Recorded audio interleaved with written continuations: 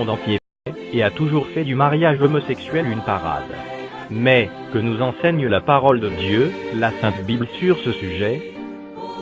Car la question aujourd'hui est de savoir quelle est la pensée du Créateur et non celle de la créature concernant ce péché, que les hommes veulent à tout prix convertir en style de vie normal et approuvé de tous. Laissons la Sainte Bible, la parole de Dieu, l'autorité suprême de Dieu sur terre, nous apporter la lumière de Dieu à ce sujet. Tu ne coucheras point avec un homme comme on couche avec une femme, c'est une abomination. Si un homme couche avec un homme comme on couche avec une femme, ils ont fait tous deux une chose abominable, ils seront punis de mort, leur sang retombera sur eux. Les deux anges arrivèrent à Sodome sur le soir, et Lot était assis à la porte de Sodome.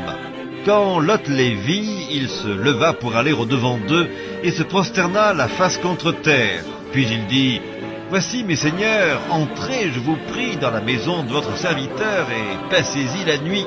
Lavez-vous les pieds, vous vous lèverez de bon matin, et vous poursuivrez votre route. » « Non, répondirent-ils, nous passerons la nuit dans la rue. » Mais Lot les pressa tellement qu'ils vinrent chez lui et entrèrent dans sa maison. Il leur donna un festin et fit cuire des pains sans levain, et ils mangèrent. Ils n'étaient pas encore couchés que les gens de la ville, les gens de Sodome, entourèrent la maison depuis les enfants jusqu'aux vieillards. Toute la population était accourue. Ils appelèrent Lot et lui dirent: « Où sont les hommes qui sont entrés chez toi cette nuit ? Fais-les sortir vers nous pour que nous les connaissions. » Lot sortit vers eux à l'entrée de la maison et ferma la porte derrière lui. Et il dit: « Mes frères, je vous prie, ne faites pas le mal. Voici, j'ai deux filles qui n'ont point connu d'homme. Je vous les amènerai dehors et vous leur ferez ce qu'il vous plaira. Seulement, ne faites rien à ces hommes puisqu'ils sont venus à l'ombre de mon toit. » Ils dirent: « Retire-toi. » Ils dirent encore: « Celui-ci est venu comme étranger et il veut faire le juge. Eh bien, nous te ferons pire qu'à eux. » Et pressant Lot avec violence, ils s'avancèrent pour briser la porte. Les hommes étendirent la main, firent rentrer Lot vers eux dans la maison et fermèrent la porte. Et ils frappèrent d'aveuglement les gens qui étaient à l'entrée de la maison, depuis le plus petit jusqu'au plus grand, de sorte qu'ils se donnèrent une peine inutile pour trouver la porte.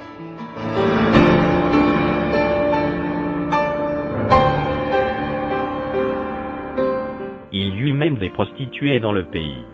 Ils imitèrent toutes les abominations des nations que l'Éternel avait chassées devant les enfants d'Israël. Il ôta du pays les prostituées, et il fit disparaître toutes les idoles que ses pères avaient faites. Le jugement de Dieu sur les générations précédentes et futures qui se sont livrées, et qui se livreront à ce péché d'homosexualité.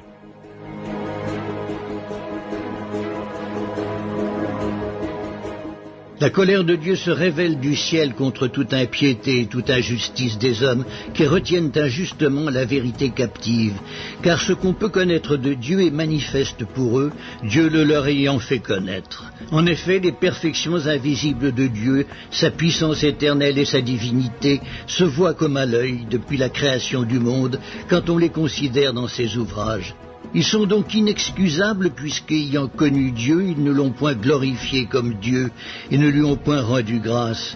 Mais ils se sont égarés dans leurs pensées et leur cœur sans intelligence a été plongé dans les ténèbres. Se vantant d'être sages, ils sont devenus fous et ils ont changé la gloire du Dieu incorruptible en image représentant l'homme corruptible, des oiseaux, des quadrupèdes et des reptiles. C'est pourquoi Dieu les a livrés à l'impureté, selon les convoitises de leur cœur, en sorte qu'ils déshonorent eux-mêmes leur propre corps, eux qui ont changé la vérité de Dieu en mensonge, et qui ont adoré et servi la créature au lieu du Créateur, qui est béni éternellement. Amen. C'est pourquoi Dieu les a livrés à des passions infâmes, car leurs femmes ont changé l'usage naturel en celui qui est contre nature. Et de même les hommes, abandonnant l'usage naturel de la femme, se sont enflammés dans leurs désirs les uns pour les autres, commettant homme avec homme des choses infâmes, et recevant en eux-mêmes le salaire que méritait leur égarement. Comme ils ne se sont pas souciés de connaître Dieu, Dieu les a livrés à leur sens réprouvé pour commettre des choses indignes, étant remplis de toute espèce d'injustice, de méchanceté, de cupidité, de malice. Pleins d'envie, de meurtre, de querelles, de ruse, de malignité, rapporteurs, médisants, impies, arrogants, hautains, fanfarons, ingénieux au mal, rebelles à leurs parents, dépourvus d'intelligence, de loyauté, d'affection naturelle, de miséricorde. Et bien qu'ils connaissent le jugement de Dieu, déclarant dignes de mort ceux qui commettent de telles choses, non seulement ils les font, mais ils approuvent ceux qui les font.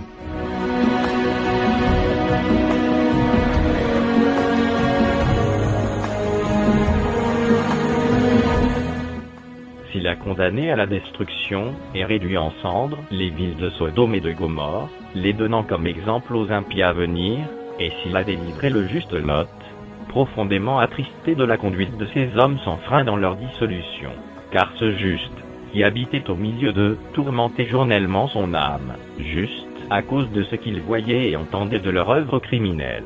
Le Seigneur s'est délivré de l'épreuve, les hommes pieux, et réservé les injustes pour être punis au jour du jugement. Que Sodome et Gomorrhe, et les villes voisines, qui se livrèrent comme eux, à l'impudicité, et à des vices contre nature, sont donnés en exemple, subissant la peine d'un feu éternel. Ce qui arrivera du temps de Lot, arrivera pareillement. Les hommes mangeaient, buvaient, achetaient, vendaient, plantaient, bâtissaient. Mais le jour où Lot sortit de Sodome, une pluie de feu et de soufre tomba du ciel et les fit tous périr. Il en sera de même le jour où le Fils de l'homme paraîtra. Mais, eux, semblables à des brutes qui s'abandonnent à leur penchant naturel, et qui sont nés pour être prises et détruites, ils parlent d'une manière injurieuse de ce qu'ils ignorent, et ils périront par leur propre corruption, recevant ainsi le salaire de leur iniquité. Ils trouvent leur délice à se livrer au plaisir en plein jour. Hommes tarés et souillés, ils se délectent dans leur tromperie, en faisant bonne chère avec vous.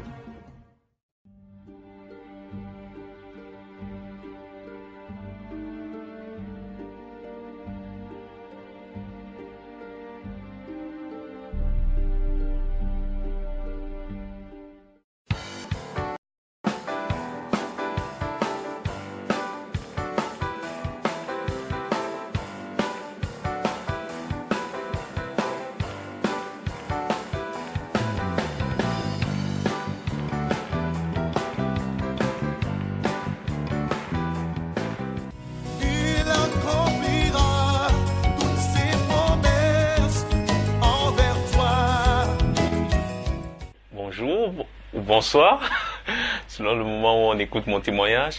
Je m'appelle Ghislain Kuetetadzon et je suis actuellement étudiant à l'Institut d'études politiques de Grenoble. Je fais un master en communication politique et institutionnelle. Mais peut-être d'aucuns me verront plutôt à l'Université Stendhal. En fait, c'est un double master entre Sciences Po Grenoble et l'Université Stendhal. Donc, en fait, aujourd'hui, je suis là pour parler de mon témoignage, ce que j'ai vécu, comment le Seigneur m'a touché. Et là, je dois dire que mes premiers contacts avec le Seigneur remontent à il y a très très longtemps. J'étais encore tout jeune. Je devais avoir l'âge de 3 ans ou de 4 ans. Et il y avait mes oncles à la maison, parce que je suis camerounais, j'ai oublié de le signaler, je suis camerounais et je suis arrivé en France il y a quelques mois, il y a 4 mois exactement. Donc j'ai passé toute mon enfance au Cameroun, j'ai aujourd'hui 23 ans, donc je peux dire, je suis arrivé ici en France à 22 ans et demi. Donc quand j'étais encore tout jeune, il y avait mes oncles qui aimaient bien nous amener, nous pousser à les accompagner à l'église. On faisait le culte des jeunes ensemble. Et c'est là que j'ai entendu parler du Seigneur pour la première fois. Eh bien, je vais dire que, pour être honnête, étant petit, mes premiers contacts avec le Seigneur ont été des contacts groupes. Et je pense que cela a marqué toute ma vie parce que jusqu'aujourd'hui, des fois, il m'arrive encore d'avoir ces difficultés-là, de souffrir de ces difficultés. Parce que quand j'étais petit, j'étais en colère contre Dieu. J'étais en colère et ça venait d'une chose, c'est que je viens d'une famille de 5 enfants, 4 garçons et une fille, et en fait la fille c'est ma sœur jumelle. Mes parents ils avaient, je vais dire, un niveau de vie plutôt moyen au Cameroun, donc on ne manquait pas de quoi manger, on n'avait pas de difficultés. Mais le fait que moi, je sois le dernier né, que j'ai ma sœur, en fait, ça a créé pas mal de difficultés. Elle était la seule fille et elle avait beaucoup d'attention venant de mon papa, particulièrement. Et je pense que cela m'a beaucoup marqué parce que je ressentais un véritable manque en termes d'affection, un manque en termes d'amour. Et j'étais en colère contre mon père. Mon père, c'est vraiment le... je ne sais pas si vous connaissez un petit peu l'Africain pur, en fait, l'homme, le chef de famille qui décide pour vous, qui vous dit comment faire, et qui se retrouve souvent une douceur plus quand il parle avec ses filles. Et en fait, j'ai vécu dans cette atmosphère-là, étant très jeune. Je ne savais pas ce qui me manquait, mais je suis allé même voir ma mère pour lui demander pourquoi mon père me détestait, alors que j'avais 5 ans. Et j'enviais ma sœur. Ma sœur était une fille, jusqu'à aujourd'hui, bon, c'est vrai qu'elle est un peu moins aujourd'hui, mais c'était une fille calme, tellement posée, tranquille, gentille. Et moi, j'étais un peu le mauvais garçon à côté, celui qui passe son temps à faire du désordre, qui passe son temps à faire des bêtises, qui bavarde beaucoup et qu'on se sent obligé de gronder à tout moment. Et moi, lorsque j'allais alors à l'église, je me plaignais. Je détestais Dieu. Et je me disais bien qu'il y avait quelqu'un qui m'avait créé, mais je me demandais, mais si tu m'as créé, pourquoi est-ce que tu m'as fait comme je suis? Je me suis dit qu'en fait, le problème venait du fait que j'étais un garçon et qu'il fallait que je sois une fille comme ma sœur pour qu'on m'aime. Et au fond, c'était vraiment à croire que tout le monde autour de moi voulait confirmer cette impression-là, parce que j'avais parfois mes frères et même mes proches qui me disaient, mais pourquoi tu ne fais pas comme Sonia? Tout le monde me demandant. J'ai vécu, mais dans une comparaison perpétuelle avec ma sœur, et où je sentais qu'on niait mon existence en tant qu'homme et qu'il ne fallait pas que je sois un homme, il fallait que je sois plutôt une femme. Du coup, j'ai grandi et sans m'en rendre compte, j'ai commencé à imiter ma sœur. Donc, j'ai grandi avec des comportements tout à fait féminins. J'avais une voix aiguë. C'est vrai que ça a un petit peu changé maintenant. Mais j'avais vraiment... j'enviais ma sœur. Et j'étais en colère contre Dieu. Mais vous voyez, le fait de grandir avec ce genre de sentiments, ça fait en sorte qu'on se sent jamais accepté, tel qu'on est. On se sent toujours un peu... toujours repris, remis en cause. Et en fait, je sentais que personne ne m'aimait. Donc plus je grandissais, plus ma colère augmentait et plus bizarrement, je n'avais jamais cessé de faire des efforts. Même jusqu'à il y a peu de temps, même je continue encore à faire des efforts parce que je sentais qu'il fallait que je me batte pour avoir l'amour des autres. Il fallait que je change, il fallait que je ressemble à ma sœur pour pouvoir obtenir un petit peu d'amour, un peu l'affection au moins de mon père et ensuite même de mes amis, de toutes ces personnes qui me disaient « Pourquoi tu ne fais pas comme Sonia ?» Donc, j'ai essayé, je me suis battu vraiment pour ressembler à une autre personne, pour être quelqu'un d'autre. Il fallait que tout change en moi. Il fallait que je change mes attitudes, il fallait que je change mon comportement, il fallait que je change perpétuellement, que je sois une autre personne. Et c'est en même temps que j'étais en colère avec Dieu, c'est quand je me retrouvais dans la prière que j'étais un petit peu heureux parce que j'avais l'impression que c'était le seul moment où je pouvais être moi-même. Je pouvais être vraiment Ghislain. Et c'est comme ça qu'en fait j'ai grandi. Il m'arrivait souvent lorsque j'étais là et qu'on me comparait à Sonia alors que j'étais tout petit de m'en aller, de pleurer dans ma chambre.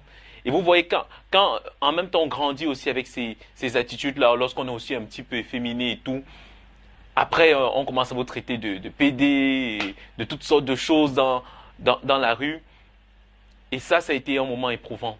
Vous savez, au Cameroun, c'est pas la France, c'est autre chose, c'est un autre contexte. En Afrique, il fait absolument pas bon d'être gay ou même d'être efféminé parce que là, c'est quelque chose que les gens ne connaissent pas, c'est trop inconnu pour eux, ou c'est quelque chose que même ceux qui sont ouvertement homosexuels refusent d'accepter ou d'assumer.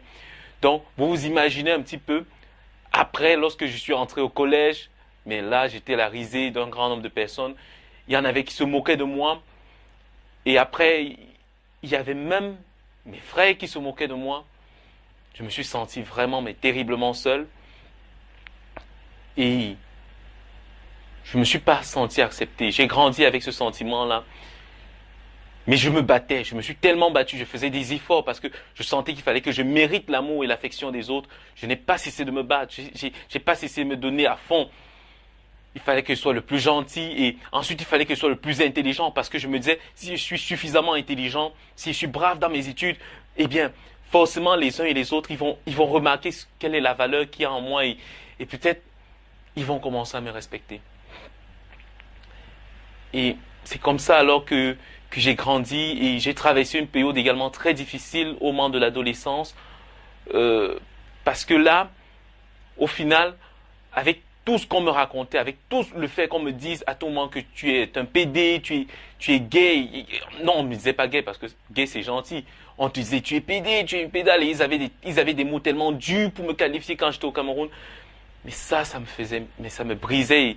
Et à un moment donné, j'ai vécu, mais pendant plusieurs années comme ça, une période où je ne savais pas, absolument pas ce que j'étais. Je ne savais pas si j'étais un hétérosexuel ou un homosexuel ou un bisexuel. En fait, non, parce que j'avais pris l'habitude que ce soit les autres qui me définissent, que ce soit les autres qui me disent qui je suis. Et comme les autres me disaient, mais Ghislain, tu es gay, je savais que bon, au fond, c'est ce que je dois être, au fond, c'est ce que je suis. Et ça, vous imaginez, ça n'a pas été facile. J'ai traversé donc vraiment une adolescence, mais difficile. Je me sentais toujours rejeté, je me sentais vraiment mal dans ma peau. J'avais honte, j'étais en colère. La seule chose qui marchait à peu près bien ou correctement, c'était mes études. J'ai commencé vraiment à m'appliquer un petit peu à entrer dans une relation de Seigneur quand j'étais en classe de première au lycée. J'étais très jeune, j'ai fait des études vraiment très jeune. Aussi, j'ai eu à sauter quelques classes, donc j'avais 15 ans en classe de première, j'ai obtenu mon baccalauréat à l'âge de 16 ans. Et je peux dire, c'était vraiment je me focalisais sur mes études, j'essayais de ne pas penser à autre chose, j'essayais de mettre un voile sur le reste de ma vie en me disant que non, ça va. Le plus important, c'est que les études aillent bien. Mais ça n'allait pas.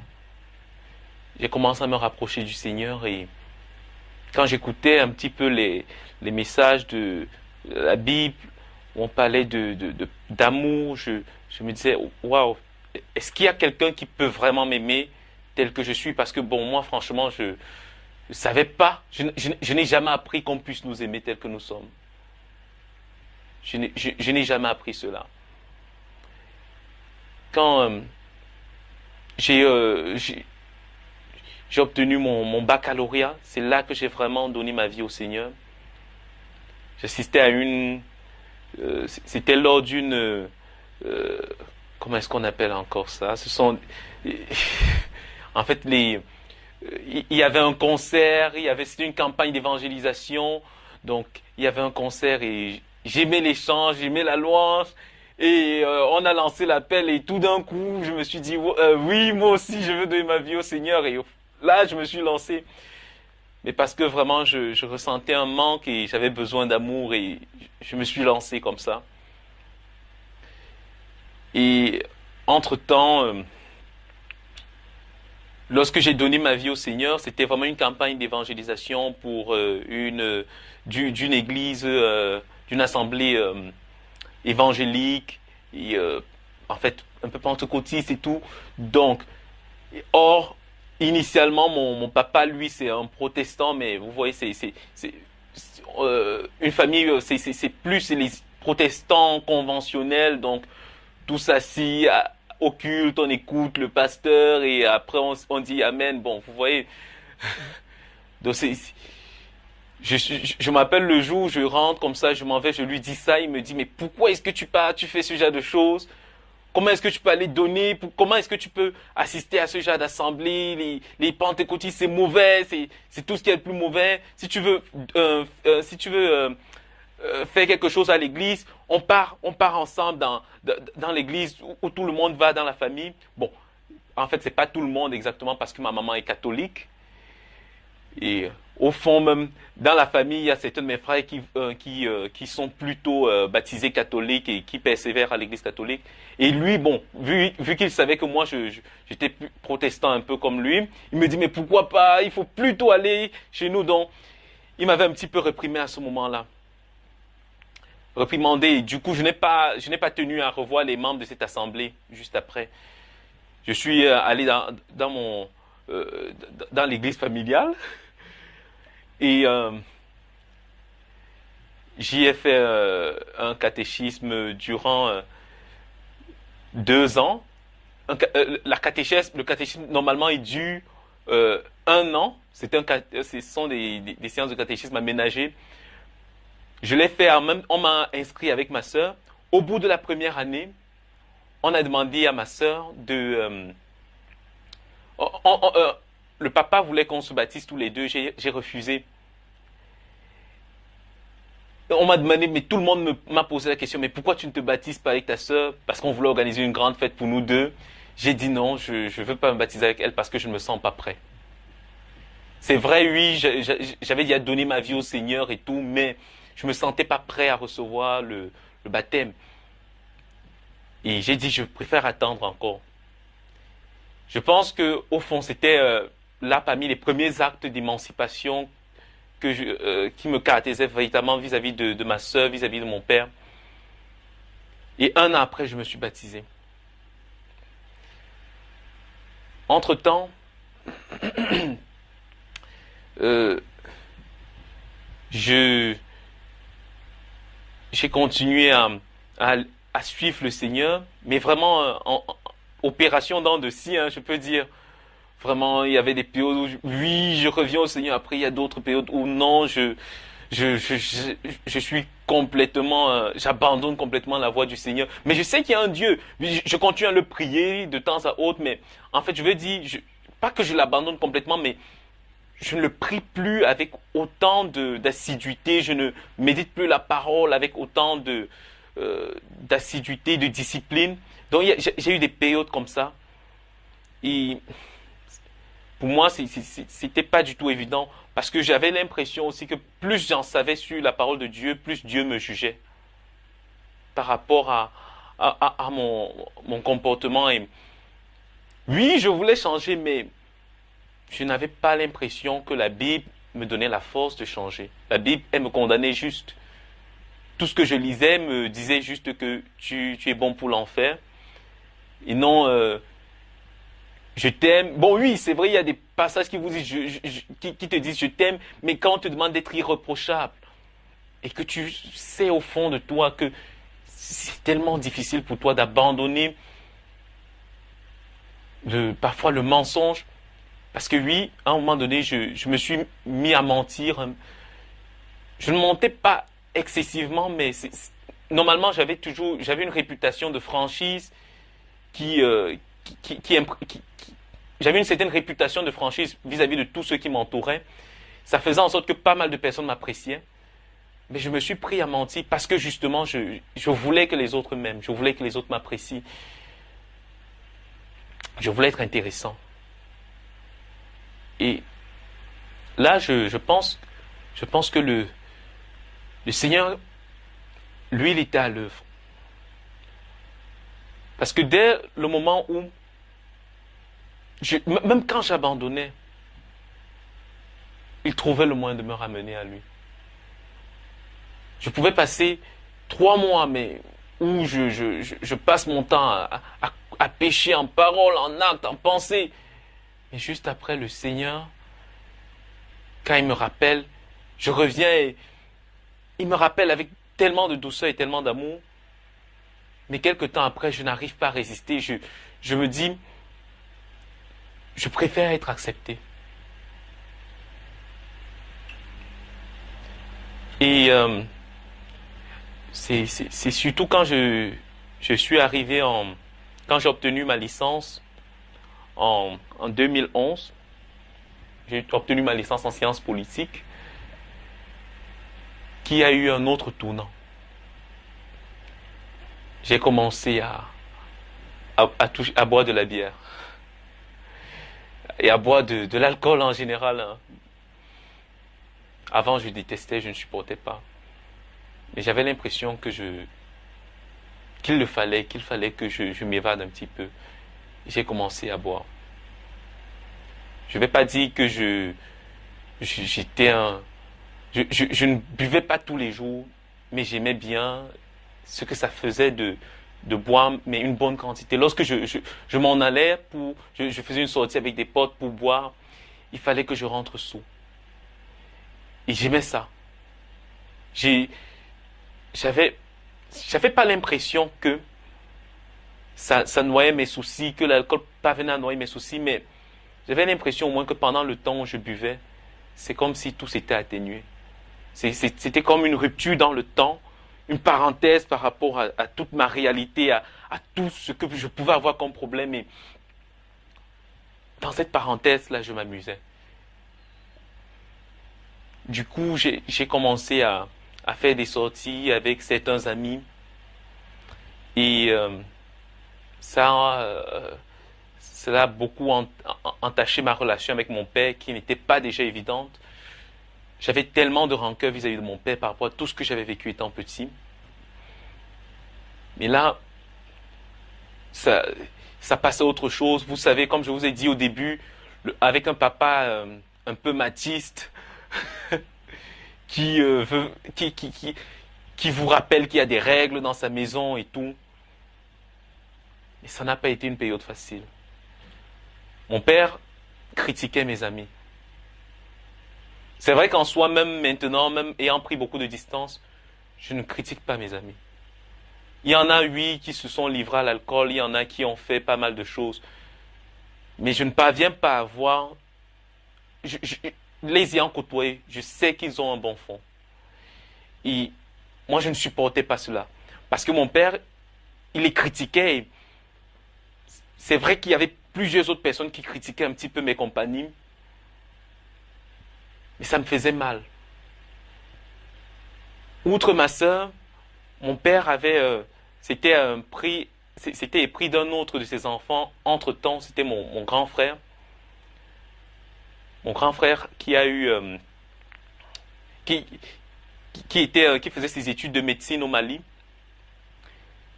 Un jeune homme également, mais j'ai dit, très talentueux dans ses études et tout.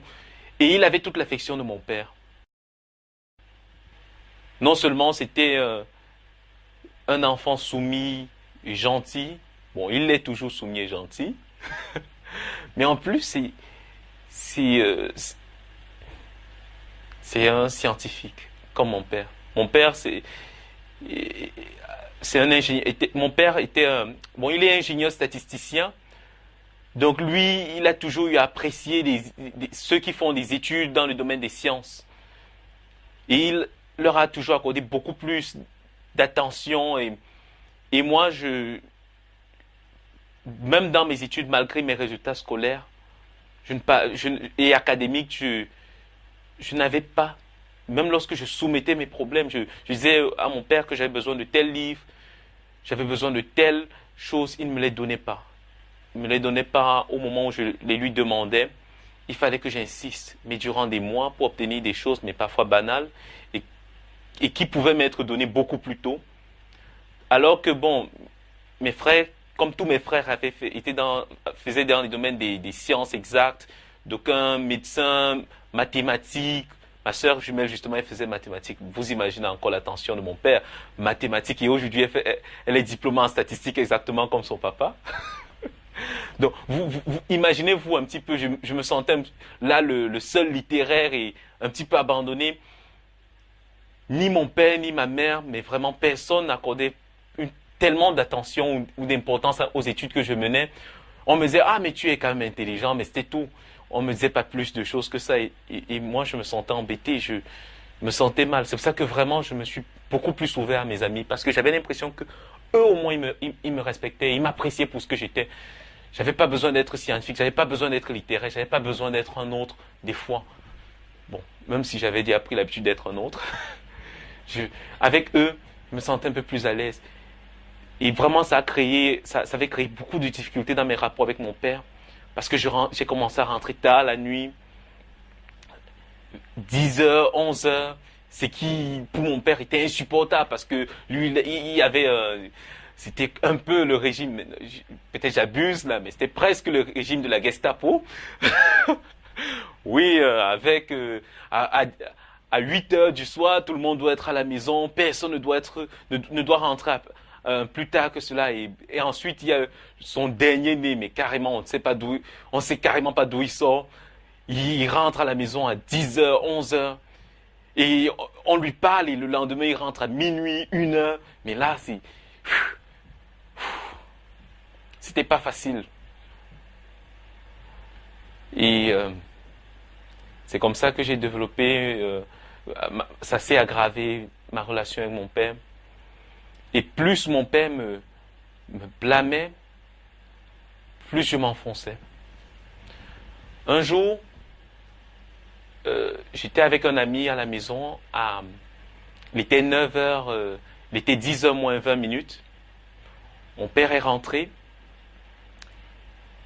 Et alors que il est rentré avec sa voiture, et alors que j'étais en train de fermer la porte du garage, j'ai mon papa qui rentre au salon, qui voit mon ami et qui met mon ami à la porte. Cette affaire m'avait tellement frustré. J'ai dit à mon père là que je sors pour dire au revoir à mon ami. Mon père m'a dit, tu ne sors pas. Et je lui ai dit, que tu le veuilles ou non, je vais sortir. Et il a fermé la porte centrale. Je suis passé par la porte de derrière devant lui. Je suis allé m'excuser auprès de mon ami. Je lui ai dit, mais vraiment, je suis désolé, mon père, il exagère. Mon ami m'a dit, bon, tu sais, tu es encore l'enfant de ton père. Donc, il a essayé de comprendre la situation, de dire, bon, il y a encore des parents comme ça, donc c'est pas trop grave. Mon père m'a appelé sur mon téléphone et il m'a dit, si tu ne reviens pas à l'instant présent à la maison, tu ne remets plus jamais les pieds chez moi. Lorsque je voulais rester dehors, parce qu'il savait que rentrer à la maison, ça devait être autre chose. Mais mon ami a insisté, je me suis dit oui, c'est mon père, et je suis rentré. Et lorsque je suis entré à l'intérieur de la maison, il a commencé à me frapper. Il m'a frappé avec tellement de colère ce jour-là. Je n'avais plus 8 ans. Je n'avais plus 11 ans. Je n'avais pas, je pense, je n'avais pas 12 ans non plus. Non. Je pense, j'étais en quelque sorte déjà dans ma tête un grand garçon de 20 ans. J'avais 20 ans. Et mon père, il me frappe. Et là, le lendemain, j'avais fait mes effets. Je suis rentré dans ma chambre. Après lui avoir crié, mais craché tout ce que je pensais. Un venin tellement profond. Et après lui avoir dit comment il n'a jamais cessé de traiter avec tellement de faveur ma sœur et mon grand frère. Et que de toute façon j'en avais assez de vivre là à la maison. Et ma mère, elle était sortie de sa chambre en courant pour voir ce qui se passait. Et m'écoutant parler de la sorte, elle aussi, elle m'a dit, mais tu ne vois pas la différence qu'il y a entre toi et tes frères? Eux, ils sont... ne te compare pas, Yannick. Yannick ne passe pas ses soirées dehors. Yannick ne fait pas comme toi. Et moi, ma mère, je l'aimais tellement, mais je me suis rendu compte qu'elle ne m'avait jamais compris. Mais il ne comprenait pas le traumatisme ce que ça représentait pour moi de rester à la maison. Je ne pouvais pas, si je rentrais aussi tard que ça à la maison, c'est parce que je voulais rentrer à la maison juste pour dormir. Je ne voulais pas rester là et vivre avec mes parents. La maison était je peux dire pour moi, le comble de toute la torture psychologique que j'avais vécue pendant des années. Je pouvais me faire rejeter dehors, mais je pensais que ma famille au moins ne devait pas me rejeter. Donc, mais ayant vécu dans une famille où on m'avait insulté, où j'avais été insulté, mais non seulement par mes frères, négligé par mon père, et parfois je détestais, je haïssais cette maison de toute façon. Et là, je n'ai pas pu m'empêcher, je me suis senti de trop. Je suis parti. Le lendemain matin, j'ai pris mon sac et j'ai fait une fugue en quelque sorte. Je ne sais pas si à 20 ans on peut encore appeler ça une fugue. J'avais fait une fugue. Alors mon père a essayé de m'appeler, il a essayé de me joindre. J'ai mis son numéro sur ma liste noire immédiatement. Il ne parvenait plus à me joindre. Il a contacté immédiatement Papa Henri. Papa Henri, en fait, c'est l'une des personnes que je respecte le plus au monde. C'est mon parrain de baptême. C'est un homme tellement simple, tellement humble. Simple et humble. Et mais vraiment très généreux. Son humilité et sa simplicité m'ont tellement touché. Aujourd'hui, tout ce dont je rêve, c'est d'essayer de lui ressembler des fois. Ce n'est pas évident. Et le papa savait que j'avais beaucoup de respect pour cet homme. Du coup, il a demandé à Papa Henri de m'appeler. Et c'est quand mon parrain m'a appelé que je suis rentré. Quand je suis rentré, j'ai refusé de dormir à la maison, d'abord. Ensuite, je suis finalement rentré à la maison, mais je ne parlais pas avec mon père. J'ai refusé de parler avec lui pendant plusieurs mois. Et comme j'étais dans un système mais vraiment de rébellion, je suis allé... il y avait quelqu'un qui m'avait proposé, il y avait le directeur d'une agence de mannequinat qui m'avait proposé depuis un bon bout de temps, mais viens travailler avec moi. J'ai accepté, j'ai dit bon, je vais bosser avec lui pour pouvoir avoir un peu d'argent, pour ne plus dépendre de mes parents. Et pendant plusieurs mois, je ne parlais pas à mon père. Mon père est venu me dire qu'il attendait mes excuses. Mais ça m'avait choqué. Vous imaginez? Ah mais je me suis dit, mais il est culotté, hein. Ah mais c'est vrai que c'est terrible, mais c'est pas parce que c'est mon père, mais j'ai dit, quel culot. Il ose me dire que je dois lui présenter mes excuses. Bon, oui, c'est vrai, j'ai craché du venin un peu. Bon, oui, j'ai dépassé les bornes, oui. Mais je crois que lui, il n'y est pas allé de même montre non plus, mais bon. Ok. Et j'ai laissé mariner. Et un jour, je suis allé le voir. Ah, j'ai oublié de signaler une chose qui, ma foi, peut être très importante aussi pour bien comprendre mon histoire. Mon père a 2 femmes. Ça arrive des fois dans les familles africaines. Donc, je suis allé lui rendre visite chez sa 2e femme. J'entretiens des relations très, je pense, très cordiales avec l'autre épouse. Je la considère comme une maman. Elle ne remplace pas ma mère, mais oui, j'entretiens des relations plutôt bien et correctes avec elle. Mais elle n'était pas là. Et en général, mon papa, quand il voulait travailler, préférait rester là-bas. parce qu'il y avait là-bas, il n'y avait pas tous les enfants, et un peu comme à la maison, comme chez moi. Et donc, je suis allé le voir et je lui ai présenté des excuses. Et je me rappelle, après ça, il m'a demandé de... Lui, il m'a dit, il ne voulait pas que je lui présente des excuses comme ça, il voulait que je lui écrive une lettre pour garder dans ses archives. Mais c'était choquant, hein. Et après, il me dit, il m'a dit, même dans la Bible, on dit, si ton bras est une occasion de chute pour toi, coupe-le et jette-le. Et il m'a dit ce jour-là que si j'étais une occasion de chute pour lui et pour sa famille, il serait prêt à se séparer de moi. Ça m'a tellement choqué que mon père me dise ça le jour où je venais lui présenter des excuses, et ça a cassé définitivement quelque chose entre lui et moi. Je peux dire presque définitivement, parce que même aujourd'hui, j'ai encore des difficultés à pouvoir vivre là. Ça m'a fait tellement mal qu'il me dise ça, ce jour-là où je lui demande des excuses. Et après ça, j'ai vraiment vécu une vie assez difficile.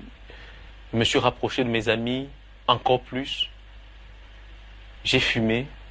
Je me suis mis à fumer.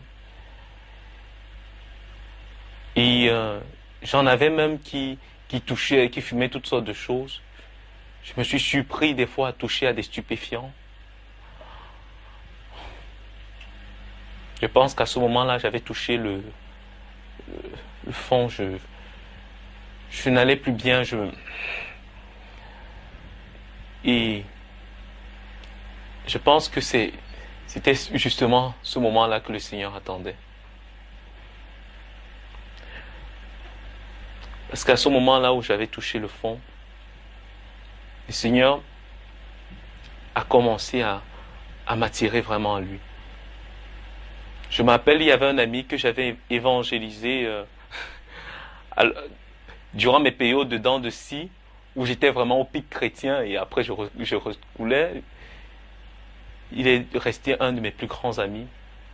Lui, il a suivi mon parcours, il m'a vu, mais vraiment couler au fur et à mesure. Et lui, il n'a pas cessé de prier pour moi. Et il n'a pas cessé de me dire, Ghislain, ne tombe pas, n'abandonne pas, ne baisse pas les bras.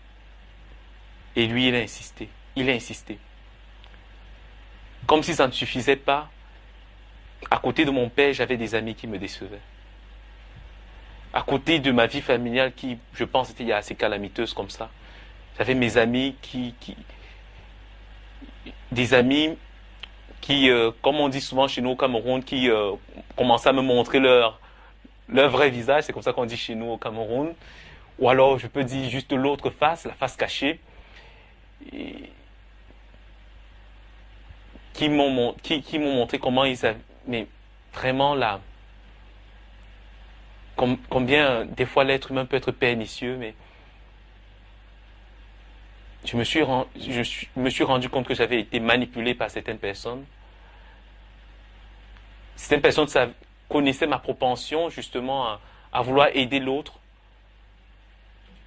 Et elles me manipulaient en ce sens pour obtenir des faveurs et des privilèges, pour ensuite me jeter, mais vraiment comme un mouchoir usé, au moment où on n'avait plus besoin de moi. Un de mes plus grands amis l'a fait. Et ensuite, quelqu'un à qui je tenais comme un frère me l'a fait. Ça m'a tellement brisé. Tellement brisé. Que je me rappelle, j'avais crié au Seigneur, je lui ai dit, Seigneur, j'ai essayé d'aimer. J'ai fait tout ce que je pouvais pour aimer. J'ai donné tout ce que j'avais pour aimer. Mais là, c'est trop. Je n'en peux plus. Je ne peux plus vivre ça. Je ne peux plus vivre comme ça. Tu sais que mon père, il m'a fait des tas de choses, mais j'ai toujours fait le premier pas. Je n'ai jamais cessé d'être celui qui se dit, qui pense à lui faire un cadeau des fois, qui pense à lui montrer des signes d'affection. Alors que lui, il m'en montrait, mais quasiment jamais. Ou alors, bon, il m'en montrait quand il en montrait à tous ses enfants. J'ai dit à Dieu, mais tu as vu ce que j'ai fait vis-à-vis de mes amis? Combien j'ai été présent dans leurs difficultés? Comment j'ai été là lorsqu'ils avaient des peines, lorsqu'ils avaient des problèmes? Mais tu as aussi vu comment ils m'ont abandonné, mais au moment où j'avais le plus besoin d'eux. Et j'avais pris la résolution de ne plus aimer. Je m'étais décidé à ne plus aimer. Mon cœur s'était fermé. J'avais dit non, là, je n'en peux plus. Et vous savez quoi? Comme on dit, mais parmi les choses, les choses les plus incroyables, à ce moment-là où je sors, mais vraiment de la dernière chose qui avait brisé, mais émietté carrément mon cœur, parce que mon cœur avait été brisé, là, il était réduit en poudre. Mais là, à chaque fois que je tiens la Bible, mais juste pour l'ouvrir comme ça, je tombe sur un texte qui parle de l'amour. Ou alors du pardon. Et je me dis, merde, mais c'est quoi ce truc? Qu'est-ce qui m'arrive là? Et je dis à Dieu, mais si tu voulais vraiment que j'aime, tu n'avais qu'à ne pas placer ces gens-là sur mon chemin. Et je referme la Bible et je pose ça à côté, j'ai m'entête. J'ai appelé des amis proches qui m'avaient jamais déçu. Je leur ai dit, mais qu'est-ce que je fais? Je suis en train de prendre une décision les plus connes de ma vie. Je suis en train de décider de ne plus jamais aimer. Et eux, ils se sont sentis choqués. Ils disent, mais nous, on a toujours été là pour toi. J'ai dit, oui, mais vous, je n'ai pas été là pour vous comme j'étais pour ces personnes-là. Ces personnes-là, je les ai chéries, je les ai aimées, mais je les ai aimées plus que des frères. Mais vous voyez ce qu'elles m'ont fait. Qu'est-ce qui me prouve que vous n'allez pas me faire la même chose à la fin? La vie m'a prouvé que quasiment tout ce que j'ai essayé de construire jusqu'à maintenant s'effondre au fur et à mesure. Tout ce que j'ai essayé de construire en termes d'amour, d'affection, de relations stables s'effondre. Et je m'appelle, il y a un qui m'a dit, ben, tu sais, tout ce que je peux te dire, c'est l'espoir. Hein. C'est tout ce qui nous reste. Lorsqu'on a tout perdu, même lorsque il n'y a plus rien, on s'accroche à l'espérance. Il y a cette espérance-là qui demeure, même lorsque la vie, tout en train d'aller en vrille, on s'accroche à l'espérance. Mon espérance, elle me vient d'un Christ qui a promis qu'il reviendra. C'est ce qu'il m'a dit. Il m'a dit, parce qu'il s'est sacrifié, il est mort pour moi. Moi, je veux croire qu'il va revenir et voilà mon espérance. C'est à cause de lui que j'aime. C'est pour lui que j'aime. Je n'aime pas pour le monde, je n'aime pas pour... Et moi, ça m'avait touché quand il me l'avait dit.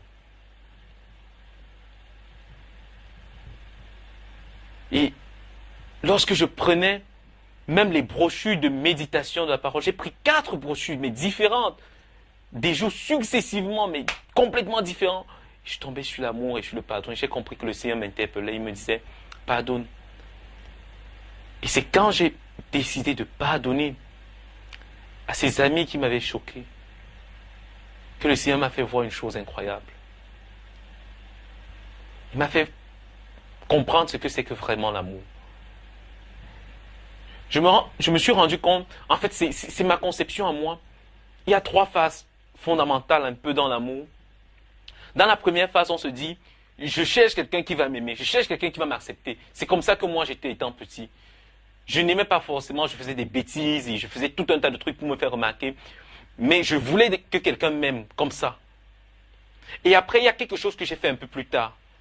C'est que j'ai voulu donner de l'amour, mais j'attendais de l'amour en échange. Et c'est comme ça que je vivais. Je voulais qu'on me donne quelque chose en échange, qu'on me donne quelque chose en retour. Et là, le Seigneur est en train de me donner lui-même, mais en personne, la dernière leçon sur l'amour, c'est l'amour de Christ. C'est que, après qu'on t'ait cloué, qu'on t'ait frappé, après avoir été insulté, blessé, et après cloué ici sur la croix, le symbole même de la pire chose qui puisse arriver, la trahison même de ceux qu'on est venu sauver, de ceux qu'on est venu aimer, on puisse encore élever une prière au Seigneur et dire, Seigneur, pardonne-leur parce qu'ils ne savent pas ce qu'ils font. Je pense que ça, c'est la dernière dimension de l'amour. Et le Seigneur est en train de me dire, c'est toi, tu croyais que tu étais déjà arrivé au bon niveau. Mais moi, voilà où je voulais te hisser. Mais le Seigneur ne pouvait pas me hisser à ce niveau-là de l'amour si ceux que j'aimais ne me décevaient pas. Et c'est là que j'ai compris. C'est là que j'ai commencé à m'attacher au Seigneur. Vraiment. Je suis allé avec mon parrain, on a fait l'évangélisation. J'ai commencé à sentir un appel profond en moi-même. Une voix qui me disait, Ghislain, deviens pasteur, Ghislain, deviens pasteur, Ghislain, deviens pasteur. Mais je dis, mais Seigneur, tu peux pas me dire que je devienne pasteur. Si tu voulais que je devienne pasteur, il fallait me le dire depuis le baccalauréat. À ce moment-là, je t'ai prié, je t'avais demandé, conduis-moi toi-même vers les études que tu agrées.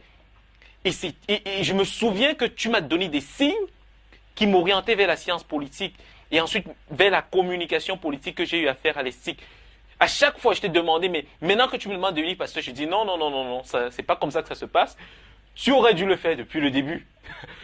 Et c'est ça que moi je dis au Seigneur. Bon, excusez-moi, j'avais un peu mes conditions aussi. Et le Seigneur, il a insisté. Et il y avait cette voix qui revenait en moi-même. Lorsque je priais, elle me disait, Ghislain, deviens pasteur. Et puis, mon grand frère qui était au Mali, il avait finalement il a obtenu son diplôme de médecine. Il a fait le concours d'internat de médecine pour venir ici en France. Et il a été admissible à ce concours. Sauf que ce jour-là, il y a eu un problème. C'est que, alors qu'il demande le visa à l'ambassade de France, on refuse de lui accorder son visa. Un visa, bon, qui normalement semblait être acquis parce que c'était pour venir faire passer une épreuve pour entrer pour devenir interne en médecine ici en France. Déjà, ce concours est extrêmement difficile et pouvoir faire partie des 6 personnes qui sont retenues internationalement pour pouvoir passer les dernières épreuves. Et là, je me trouve dans la voiture ce jour-là. Je dis au Seigneur, mais Seigneur, comment est-ce qu'une telle chose peut arriver? Seigneur, je voudrais que tu accordes à mon grand frère de réussir ce concours. Et là, la voix, elle me dit encore, Ghislain, deviens pasteur. Je dis, mais Seigneur, c'est quoi? C'est ta condition? La voix me répète, deviens pasteur. Ce jour-là, je me suis calmé, j'ai oublié, je me suis effacé des commentaires parce que nous étions dans la voiture avec mon père, mon frère, tout le monde était en train de crier, de vociférer dans la voiture. Mais le concours était nous étions jeudi, le voyage de mon frère devait avoir lieu vendredi, et le mardi prochain, il devait être ici, il devait être à Paris pour passer la dernière épreuve de son examen. Et tout le monde était là, tout le monde était troublé dans la voiture, et moi j'ai pris un moment de calme et j'ai dit, ok Seigneur, c'est ce à quoi tu m'appelles, ok. Je suis prêt à devenir pasteur. Je te confie ma vie, je te confie toutes choses. Prends la direction de ma vie, Seigneur. Je m'étais déjà abandonné à toi, mais là, maintenant, je te confie les rênes. Dirige ma vie comme tu l'entends. Et le Seigneur m'a dit, ne t'inquiète pas pour ton frère. Il va réussir son examen. J'ai dit, mais Seigneur, mais comment est-ce que ce serait possible qu'il réussisse son examen? On vient de lui refuser le visa. Et il m'a juste répondu par un verset de la Bible. Je crois c'est dans le premier chapitre de Matthieu. Rien d'impossible à Dieu. Et vous savez, vraiment rien n'est impossible à Dieu. Parce que le lendemain matin, mon frère a obtenu son visa. Le lendemain en soirée. Je ne peux pas vous raconter les circonstances, mais une chose incroyable s'est produite. Quelqu'un, avec qui on n'avait aucun contact proche, s'est saisi du problème de mon grand frère. Est allé à contacter le consulat de France, mais vraiment une affaire, je vous assure, incroyable, qui s'est déroulée en quelques heures. Et ils ont repris le dossier de mon frère à midi et le soir, en soirée à 16h, mon frère avait son visa, alors que la veille, on venait de le lui refuser. Je vous assure, je pense que c'est une des choses les plus incroyables qui soit arrivée. Ce soir-là, lorsqu'on accompagnait mon frère et qu'il prenait l'avion, je lui ai dit, ne t'inquiète pas ton concours, tu vas réussir. Je sais que Dieu a déjà s'est saisi de ton dossier. Et quelque temps après, mon frère il est venu ici en France, il a fait son concours et il a bel et bien réussi son concours. Il suit actuellement une spécialisation en neurologie ici. Et vous imaginez, j'étais super content pour mon frère. Le jour où on a annoncé son résultat, c'était le jour où je faisais ma soutenance, je soutenais ma maîtrise en communication à l'ESTIC au Cameroun. Et le soir, lorsqu'on prenait le petit repas pour le petit repas, un petit cocktail avec la famille et les amis, j'ai dit aujourd'hui on fait une double réussite, c'est un double succès vraiment. J'étais très heureux pour lui. 2 jours plus tard, j'étais en train de prier parce que ces circonstances, j'avais dit ok Seigneur, je m'abandonne à toi vraiment. Et maintenant le matin, je méditais la parole et je priais. Et le Seigneur m'a parlé ce matin-là. Je venais de terminer ce moment de méditation et j'ai suivi cette voix qui distinctement m'a dit voici ce que tu vas faire en 2014. Il faut que tu t'engages dans la chorale à l'église. Il faut que tu fasses. Il faut que tu évangélises tes amis, que tu partages avec eux la vie que je t'ai donnée. Il me donnait des recommandations comme ça pour l'année 2014. Et il m'a dit, va évangéliser ta famille. Je vous ai placé Alain, Fabien et toi. Fabien et Alain, ce sont des cousins à moi. Et vraiment, quand il parlait de la famille, c'était la famille à l'africaine, vous imaginez, avec les cousins, les cousines et tout. Et le Seigneur m'a dit, je t'envoie ramener cette grande famille à Christ. Et il m'a dit, fais tout cela très vite. Parce qu'avant la fin de l'année 2014, avant la fin de l'année prochaine, parce que nous étions en décembre 2013 lorsque cette voix me parlait, avant la fin de l'année, je t'enverrai en France pour suivre tes études. Et moi, j'étais là. Oula, mais c'est incroyable. J'ai posé mes genoux au sol et j'ai dit, Seigneur, si c'est vraiment toi qui m'as parlé, je voudrais que mes parents n'aient pas à débourser quoi que ce soit pour mes études en France. Mais je voudrais que vraiment, ils ne déboursent absolument rien. Et ce jour-là, la voix m'a répondu, Amen. Je ne sais pas, c'était vraiment incroyable, c'était prodigieux tout simplement. Et vous savez, quelque temps après, je suis allé voir mes parents pour leur dire que maintenant que j'avais eu ma maîtrise, je voulais partir en France. Eux, ils ont cru que j'étais jaloux de mon grand frère qui venait de réussir un concours ici et que maintenant je faisais ça juste pour pouvoir être au même niveau que lui. Et en fait, c'est là qu'une autre étape a commencé le Seigneur a commencé à travailler sur un autre point de ma vie. En fait, à ce moment-là, j'avais vraiment commencé à travailler pour amener la famille au Seigneur.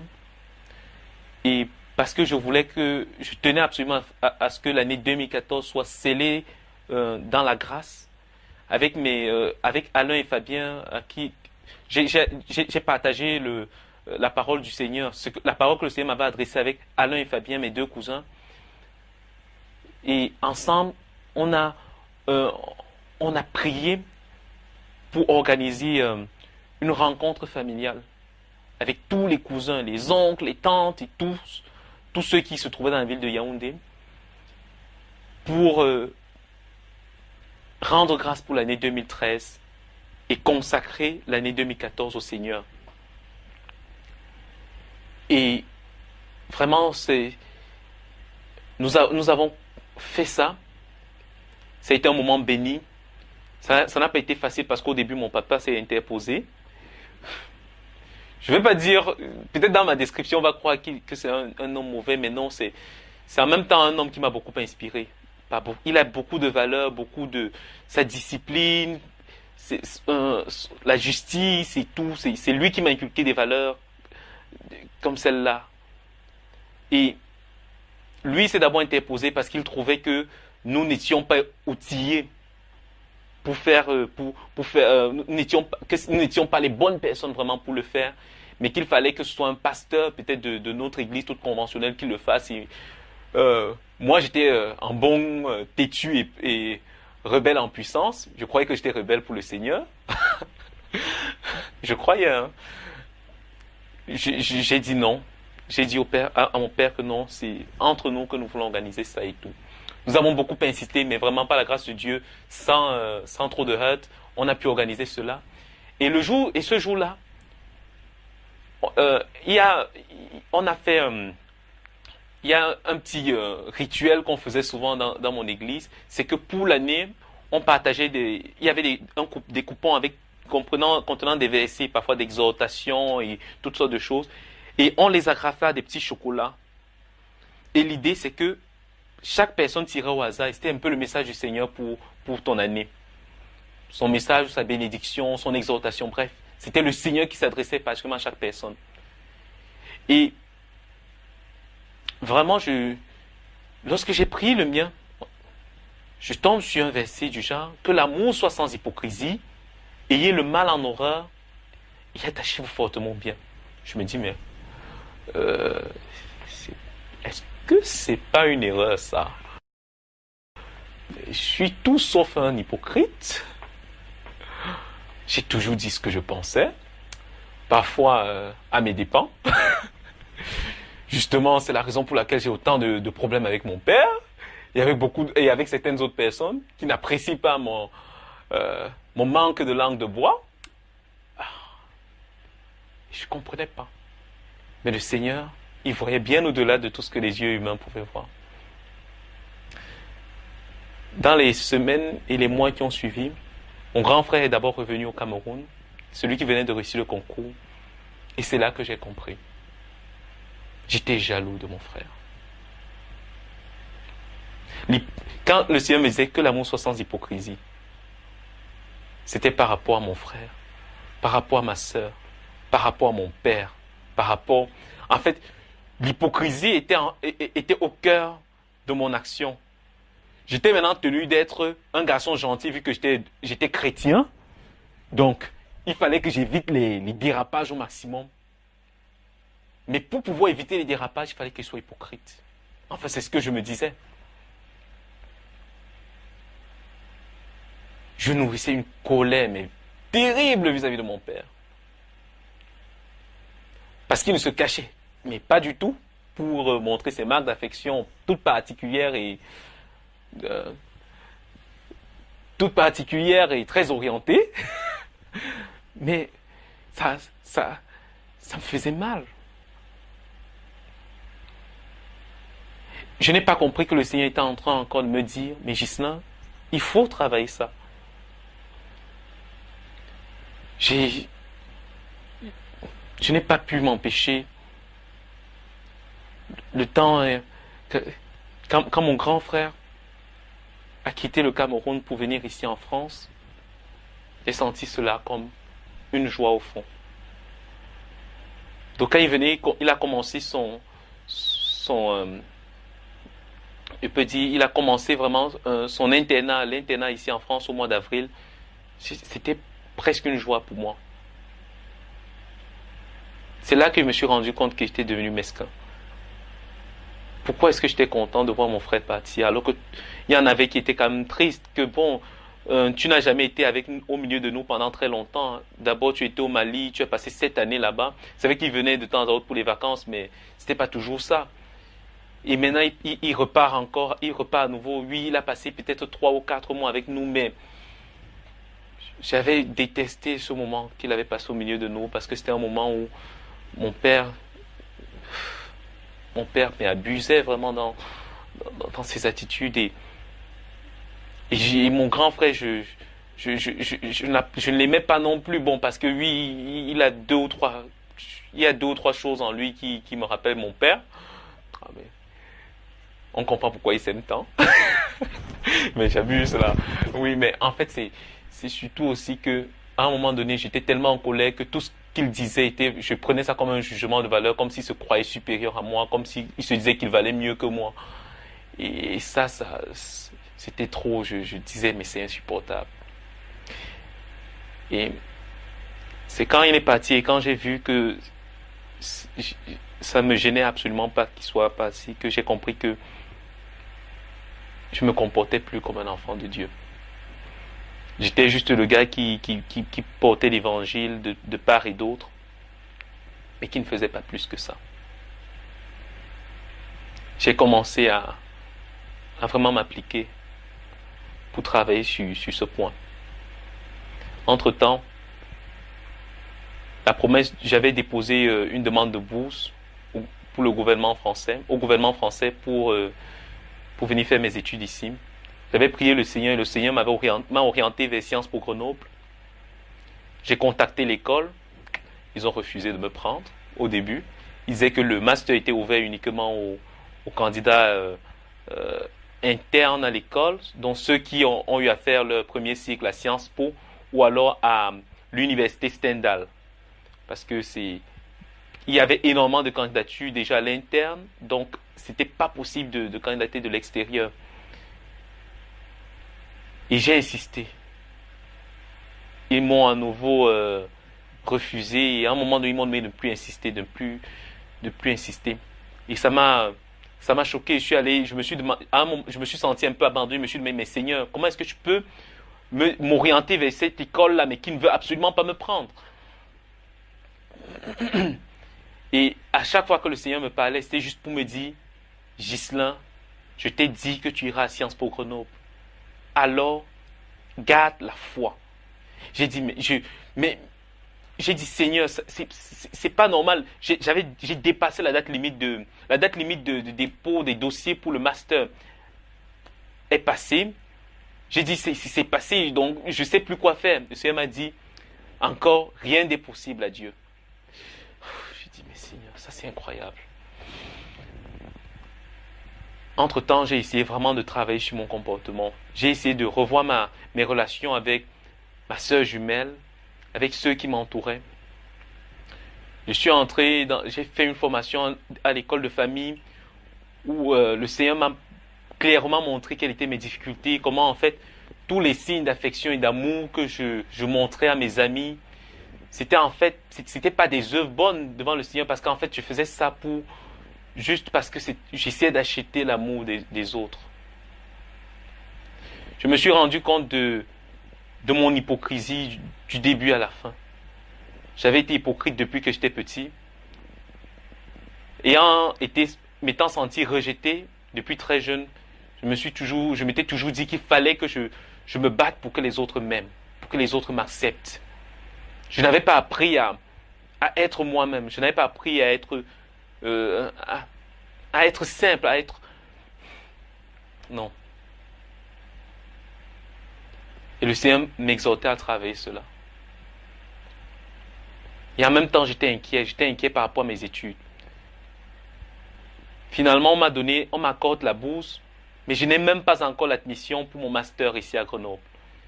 Je dis, mais Seigneur, on vient de m'accorder une bourse sans même que je n'ai eu de lettre d'admission de l'établissement. Ça, c'est clair que c'est un miracle. En général, c'est pas des choses qu'on fait.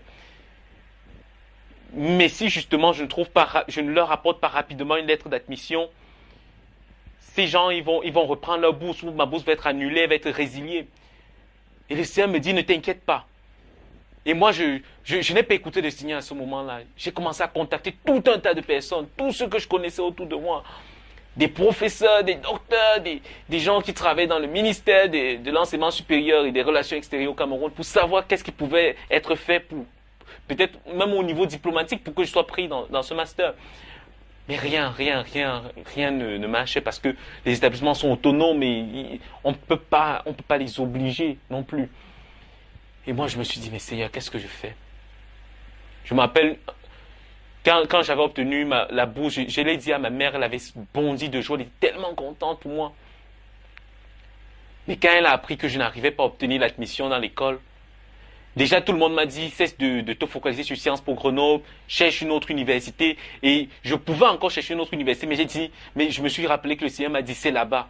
J'ai dit, Seigneur, si je rate cette bourse, ce sera à cause de toi. Donc c'est toi seul qui auras honte à la fin. J'ai dit, et j'étais en colère contre Dieu. J'ai dit, mais en tout cas, on dira que bon, j'ai dit, quand je m'appelle, j'étais souvent là dans ma chambre et j'ai chanté des cantiques. J'ai dit, Dieu est tout puissant, oui. Après, il dit, oui, tu es tout puissant, mais n'oublie pas, je suis en train de le chanter, mais si tu me donnes, si au final je me retrouve pas à Sciences Po Grenoble, on comprendra que ben, tu n'es pas aussi tout puissant que ça. Ah, mais je sais que je suis terrible, mais bon, c'est comme ça que, c'est un peu ça ma relation avec Dieu des fois. Je lui disais ça et j'étais toujours en train de lui dire que, ah, mais au final, on va dire oui, Ghislain est un fou, mais moi à la fin je pourrais au moins me venger en disant que bon, mais c'est toi.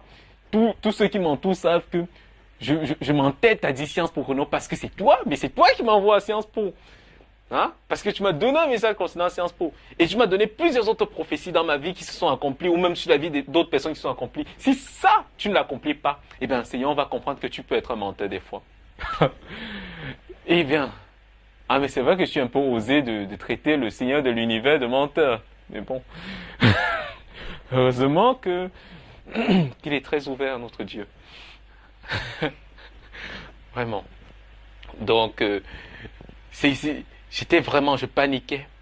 Et je m'appelle un soir, je suis rentré comme ça, ma mère m'a demandé si je suis rentré, j'étais en costume parce que j'étais allé rencontrer vraiment une haute personnalité dans ce ministère camerounais. Elle me dit, tu as pu trouver quelque chose? J'ai dit non. J'ai fait, je me suis affalé dans le divan et j'ai dit, j'ai fait l'humainement possible, maintenant je veux voir le divinement possible. Et j'ai arrêté là, j'ai dit non, je fais plus d'efforts. Je m'intéresse à ce que le Seigneur m'avait confié. J'ai commencé à me battre pour ma famille, à continuer à essayer de partager avec eux l'évangile, m'appliquer à partager ma foi avec les autres membres de ma chorale. C'est un peu comme ça que j'ai essayé de vivre durant plusieurs semaines. Et je m'appelle un matin, j'étais en train de méditer, et là, à nouveau, la voix du Seigneur s'est adressée à moi. Et le Seigneur, c'est bon, tout est arrangé, tu as ton admission en Sciences Po Grenoble. Et là, je bondis de joie. Je dis, oh Seigneur, tu viens faire quelque chose d'incroyable. Ok, je cours alors, je cours ouvrir ma boîte email. Je suis sûr de voir, de tomber sur un super courriel qui va me dire, mais Ghislain, nous avons le plaisir de vous dire que vous êtes admis. Mais rien du tout. J'ai dit, merde, mais c'est quoi ça? Ah mais Seigneur, est-ce que tu es un menteur? Et j'ai dit, mais c'était fou. Mais je vous assure, quelque chose d'incroyable s'est passé à partir de ce jour-là. C'est que c'était le déclenchement en fait. Toutes les personnes que j'avais contactées pour m'aider dans pour obtenir ma bourse ont subitement commencé à se ranger derrière moi. Cette personne qui ne faisait pas vraiment, qui n'avait pas pu lever le petit doigt au début, ou alors qui ne se trouvait sans moyens, qui ne savait pas quoi faire. Je m'appelle le directeur de mon école, de l'ESTIC, de mon ancienne école, s'est assis dans son bureau un jour et il m'a tapé une lettre lui-même. Il n'a même pas confié ça à sa secrétaire. Et croyez-moi, pas une lettre du genre stéréotypée, du genre les lettres où on change juste le nom des étudiants. Non. Où il expliquait ma situation. Quand le directeur de mon école a fait ça, j'ai compris que le Seigneur était à l'œuvre. Je suis allé contacter, maintenant il fallait que je contacte l'ambassade parce que je savais que si l'ambassade adressait un message à Sciences Po, peut-être là ils pouvaient me prendre. Et c'est mais je ne savais pas comment je pouvais faire pour discuter avec ceux qui travaillent à l'ambassade parce que c'est carrément impossible et il fallait vraiment que je sois motivé. Et là, j'ai partagé mon problème avec une dame et une chose incroyable s'est produite. Elle me dit, elle était en train d'essayer d'adresser ce message à son directeur qui avait de bons contacts avec les services de l'ambassade. Et alors qu'elle est en train de taper la lettre, il y a son collègue qui passe et il lui demande, mais qu'est-ce que vous êtes en train de faire? Et elle dit qu'elle est en train d'écrire une lettre pour son fils qui a quelques problèmes, qui a une bourse, mais qui a quelques problèmes d'admission dans son école. Et il voulait que, si possible, le service qui lui a donné la bourse envoie un message peut-être à l'école pour dire, bon, cet étudiant est boursier, donc pourriez-vous quand même l'accepter? Et du coup, le monsieur qui est là, il dit, mais attendez, pourquoi embêter le chef avec ça? Celui qui s'occupe des bourses à l'ambassade, c'est l'un de mes plus grands amis. Mais attendez, laissez, je m'occupe de ça. Et il s'est assis sur son bureau, sans me connaître. Il a rédigé une lettre à son pote. Et son pote lui envoie un message en disant, je ne peux malheureusement pas obliger l'école à admettre ce jeune homme. C'est absolument pas dans mes cordes. Mais je peux juste, tout au plus, attester auprès de l'école qu'il a obtenu une bourse. Donc, voilà mes coordonnées. Remettez mes coordonnées à ce jeune homme et vous lui direz de bien les transmettre à l'école. Et la dame, elle m'a transmis tout ça avec les mails qui se sont tous échangés. Et moi, j'ai prié, mais prié! J'avais reçu tous ces mails, mais je ne les ai pas envoyés tout de suite. J'ai tellement prié pendant plusieurs jours. Et je me suis assis, j'ai rédigé un dernier mail, j'ai dit ultime mail, ok? J'ai adressé ça à l'école. Et nous étions en juin. Et vous savez, le monsieur qui m'avait dit au début que c'était totalement impossible et qu'il ne pouvait plus faire grand chose pour moi là, que non, c'était au-delà de ses cordes, il ne pouvait plus rien. Eh bien, il m'a dit, il m'a répondu juste après, bien que votre démarche soit totalement hors délai et qu'il y ait toujours énormément de candidatures là, et qu'on ne sache pas comment est-ce qu'on peut, et qu'il y ait toujours énormément de bonnes candidatures provenant des deux établissements, je vais quand même transmettre votre demande au responsable de votre master pour avis. Quand j'ai vu ça, j'ai dit, Seigneur, je t'en prie, aide-moi. Et 2 semaines plus tard, j'ai reçu un mail comme quoi j'étais admis à Sciences Po Grenoble. C'est formidable. Hein? En fait, c'était ça en fait l'actualité durant plusieurs mois comme ça. Les mois qui ont précédé ma venue ici, la préparation de ce voyage. Et je vous assure, le Seigneur a fait tellement de choses durant cette période. Il m'a transformé. Il m'a appris à compter sur lui. Il m'a appris à lui faire confiance. Et surtout, il m'a appris que rien ne lui est impossible. Il m'a adressé un jour un message pour un verset. Malheureusement, j'oublie. C'est dans Luc 12 où il est dit: recherchez premièrement le royaume des cieux, le royaume de Dieu, le royaume et la justice de Dieu, et tout le reste vous sera accordé en plus. Je pense que c'est ça.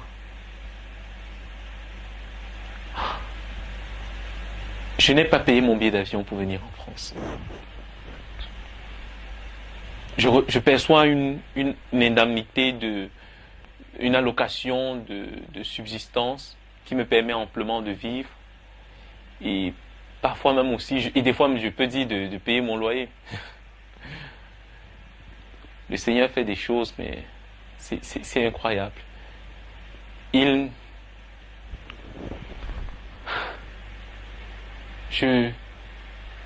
Je suis arrivé ici, j'ai rencontré des personnes mais tellement formidables. J'ai tellement prié. Mais je vais vous dire une chose, c'est que je ne suis pas encore arrivé au bout de mes peines.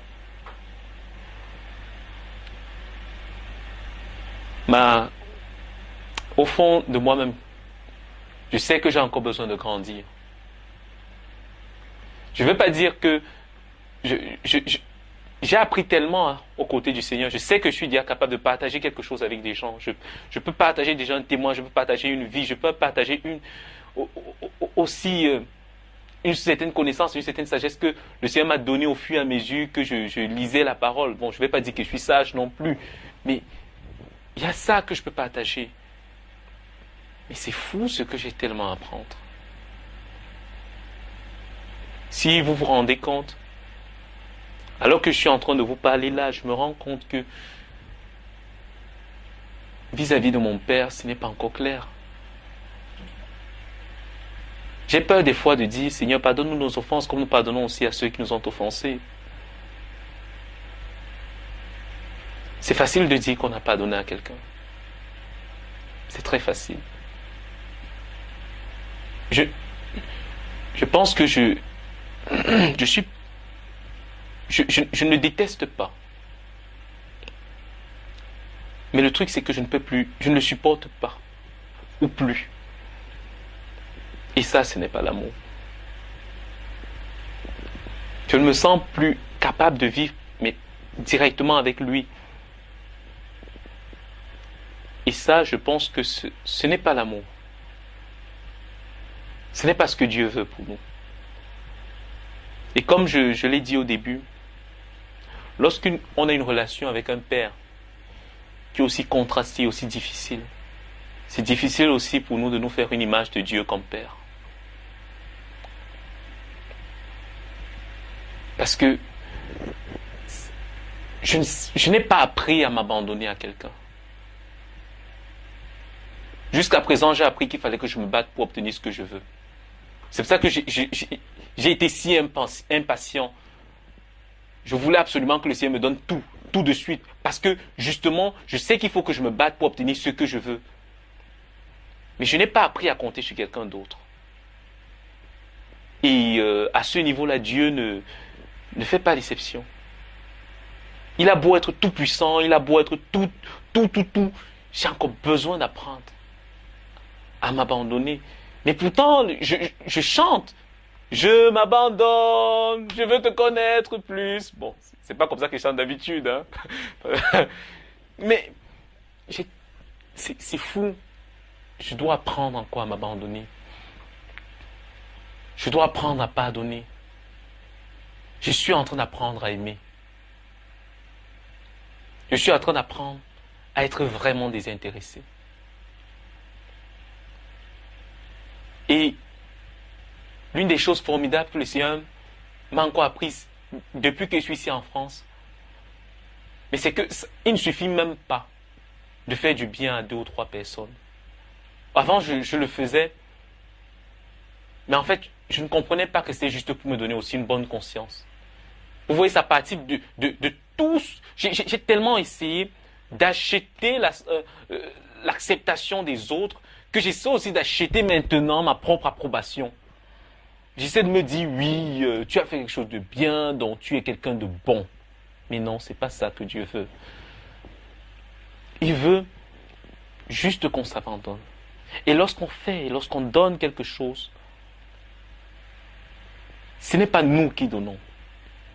Quand on n'a pas encore compris que ce n'est pas nous qui donnons, on n'a pas encore commencé à donner selon le Seigneur. C'est le Seigneur qui donne et nous sommes juste des intendants de ses biens. Et c'est tout ça que je suis en train d'apprendre. La façon de vivre sa foi est très différente ici en France, du Cameroun. Mais je vous assure, le Seigneur m'enseigne. Mais il m'enseigne tellement. Et moi, je vais vous dire, même si c'est vrai, j'ai des fois des coups de mou à cause de la distance. J'ai mes amis qui me manquent tellement. J'ai mes proches qui me manquent. J'ai des problèmes de jeûne. Moi aussi, j'ai envie d'avoir une copine. Des fois. Bon, mais pas une copine pour copiner. Excusez-moi, je mets le terme entre guillemets. Mais vraiment, je veux aussi peut-être construire une famille. Mais pour construire une famille, il faudrait qu'on soit capable d'aimer. Il faudrait que la femme que je vais épouser, que je sois capable de lui donner l'amour. De l'amour. Et non pas que je sois capable de lui donner de l'or, des bijoux, ou encore des marques d'affection. Ce n'est pas seulement des marques d'affection qu'il doit lui donner. Et je pense que le Seigneur en ce moment-ci me prépare pour tout ça. Et c'est pour ça que je lui rends grâce. Donc, vous allez m'excuser un petit peu pour la longueur du témoignage. Et si on est quitté un petit peu de long en large, et je sais que je parle énormément des fois, mais je vous assure, rien d'impossible à Dieu. Et pour vous, peut-être, qui ne connaissez pas Dieu ou qui vous dites qu'il n'existe pas, je vais vous dire, je pense que je suis cinglé. Mais j'ai envie de dire avec David, je suis fou de Dieu. Dieu, c'est ma folie à moi. Et je suis fier, mais fier d'être fou. Croyez-moi, au moment où j'ai vécu aussi une période où j'étais hyper rationnel et tout. Et vous me direz si un seul moment, dans votre rationalité, dans dans toute cette science et ce besoin d'explication hyper limité, parce que croyez-moi, la science a montré ses limites à tellement de niveaux. Vous me direz si, dans toute cette hyper-rationalité, vous parvenez au moins à être un petit peu heureux des fois. Moi, j'ai connu ce que c'est que la paix. Et cette paix, je la ressens dans la présence de Dieu, lorsque je me trouve dans sa présence. C'est vrai qu'il y a des moments où je suis un peu troublé, même si j'ai donné ma vie au Seigneur. Il y a des moments où je suis parfois troublé. Mais il suffit que je me mette dans la présence du Seigneur pour ressentir ce que c'est que la paix, l'amour. Il y en a qui croient que Dieu ne parle pas. Moi, je vais vous dire, Dieu parle. Si Dieu ne parlait pas, je ne serais pas là devant vous en ce moment-ci. Je ne serais ni en France, ni en train de faire ce témoignage et tout. Si Dieu ne parlait pas, je crois que je serais un homme triste. Je serais encore plus triste que vous. Et pour vous autres peut-être aussi qui avez juste besoin de le sentir, vous êtes troublés et vous avez des difficultés, vous êtes parfois malade, vous avez des problèmes et toutes sortes de choses. Lui, vous vous dites bien qu'il y a un Dieu qui est là-haut et vous voulez croire et tout. Faites le pas. Je peux vous dire, donnez votre vie au Seigneur. Ce n'est pas c'est pas un pari stupide. Ce n'est pas je fais ça au cas où j'aurai la vie éternelle plus tard pour ne pas mourir et aller en enfer. Non. Je n'ai pas donné ma vie parce que j'avais peur de l'enfer. J'ai donné ma vie au Seigneur parce que j'avais l'impression que ma vie c'était déjà de la merde. Donc, pour moi, je n'avais pas besoin d'attendre de mourir pour avoir... La mort n'est pas une raison. Donc n'attendez pas. Faites-le dès à présent et acceptez de devenir des enfants comme moi. Et croyez-moi, avec le Seigneur, on est toujours jeune. Je ne sais pas, peut-être, toi qui es là, tu as 50 ans, tu as 60 ans, tu dis, ah ben je suis un peu vieux, j'ai déjà fait toutes sortes de bêtises. Ou alors tu as 70 ans ou 80 ans, tu dis, ouh là là là là là là, pour moi. Non mais je t'assure. C'est ça qui est incroyable avec Dieu, c'est que même avec tes 90 ans, tu es encore plus jeune que lui. Donc ne t'inquiète pas. Pour lui, tu es toujours un enfant. Donc, si tu es d'accord, tu pourrais peut-être faire cette prière avec moi. En tout cas, c'est ma prière pour toi. Ok, nous prions. Éternel Dieu Tout-Puissant, je voudrais te rendre grâce. Je voudrais te dire merci déjà parce que tu me donnes de pouvoir écouter ce témoignage. Tu me donnes de pouvoir me rendre compte qu'il y a des personnes que tu touches encore. Des personnes qui veulent vivre avec toi. Seigneur, je reconnais que je me suis tellement éloigné de toi. Je reconnais que dans ma vie, je me suis détaché de toi. Je reconnais que dans ma vie, à plus d'une reprise, je me suis montré, mais sourd à tes appels. Ô Père, parce que je veux croire que tu es un Père, pardonne-moi. Pardonne mes fautes et accepte-moi. J'ai tellement de péchés. Il y a tellement de choses que je fais qui sont mauvaises. Je manque cruellement de bonté parfois, d'amour. Je suis si distant et si loin de ce que toi tu définis comme saint. Mais Père, je te prie de ne pas regarder à mes fautes, de ne pas regarder à mes iniquités, de ne pas regarder à mes égarements. Père, je t'en prie,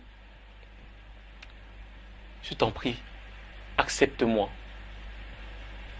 Permets à ton esprit de venir en moi. Que ton esprit vienne et qu'il me transforme, qu'il me renouvelle complètement, afin que je sois ton enfant, afin que je marche selon toi, afin que j'aie enfin la paix que je désire plus que tout. Père, je t'en supplie, prends la direction de ma vie. C'est dans le nom précieux et merveilleux de Jésus-Christ que je t'ai prié. Amen. Et si, mon frère, tu as fait cette prière, ne t'inquiète pas. Il est juste et bon pour t'écouter. Répète-la juste avec foi. Et comme je l'ai dit, pour toi qui attends l'action de Dieu, ne t'inquiète pas. Dieu est puissant pour agir. Crie à lui. Crie. Crie seulement. Appelle-le de toutes tes forces et tu verras. Amen. Dieu est capable de faire tout ce qu'il dit, il fera. Il accomplira toutes ses promesses envers toi. Garde ta foi en Dieu, il ne t'abandonnera pas.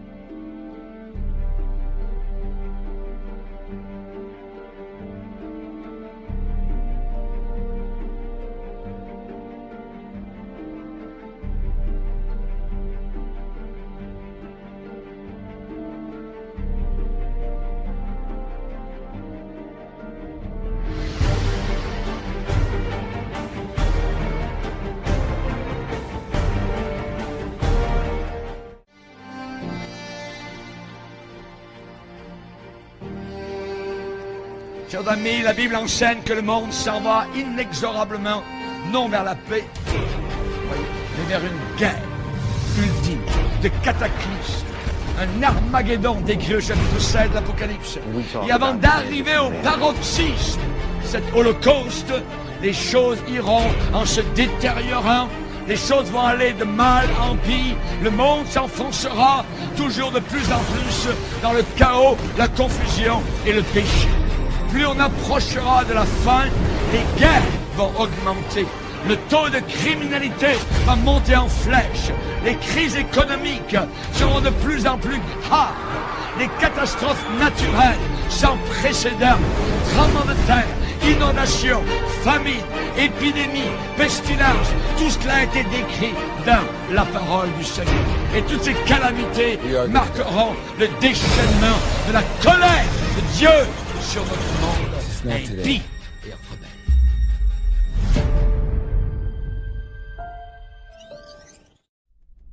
Quelle est la volonté de l'Éternel Dieu créateur, notre Seigneur et grand Dieu incarné Jésus-Christ? Dans tout ceci, depuis le commencement, la seule et unique réponse immuable, invariable, certaine et éternelle, que nous donne la parole de Dieu, la Sainte Bible, est un homme pour une femme, dans le mariage. Ceci est la position éternelle de notre Créateur Jésus-Christ. À prendre ou à laisser. L'Éternel Dieu dit, « Il n'est pas bon que l'homme soit seul, je lui ferai une aide, semblable à lui. » L'Éternel Dieu forma de la terre tous les animaux des champs et tous les oiseaux du ciel, et il les fit venir vers l'homme pour voir comment il les appellerait, et afin que tout être vivant portât le nom que lui donnerait l'homme. Et l'homme donna des noms à tout le bétail, aux oiseaux du ciel et à tous les animaux des champs. Mais pour l'homme, il ne trouva point d'aide semblable à lui. Alors l'Éternel Dieu fit tomber un profond sommeil sur l'homme qui s'endormit. Il prit une de ses côtes et referma la chair à sa place. L'Éternel Dieu forma une femme de la côte qu'il avait prise de l'homme, et il l'amena vers l'homme. Et l'homme dit, « Voici cette fois celle qui est os de mes os et chair de ma chair. On l'appellera femme, parce qu'elle a été prise de l'homme. C'est pourquoi l'homme quittera son père et sa mère, et s'attachera à sa femme, et ils deviendront une seule chair. »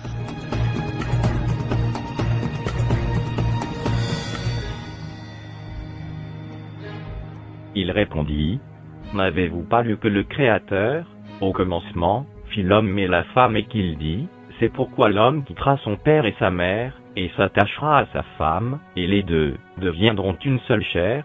Ainsi ils ne sont plus deux, mais ils sont une seule chair. Que l'homme donc ne sépare pas ce que Dieu a joint. Pour ce qui concerne les choses dont vous m'avez écrit, je pense qu'il est bon pour l'homme de ne point toucher de femme. Toutefois, pour éviter la pudicité, que chacun ait sa femme et que chaque femme ait son mari. Que le mari rende à sa femme ce qu'il lui doit et que la femme agisse de même envers son mari. Je suis venu comme une lumière dans le monde, afin que quiconque croit en moi ne demeure pas dans les ténèbres. Si quelqu'un entend mes paroles et ne les garde point, ce n'est pas moi qui le juge, car je suis venu non pour juger le monde, mais pour sauver le monde. Celui qui me rejette et qui ne reçoit pas mes paroles a son juge. La parole que j'ai annoncée, c'est elle qui le jugera au dernier jour. Car je n'ai point parlé de moi-même, mais le Père qui m'a envoyé m'a prescrit lui-même ce que je dois dire et annoncer. Et je sais que son commandement est la vie éternelle. C'est pourquoi les choses que je dis, je les dis comme le Père me les a dites.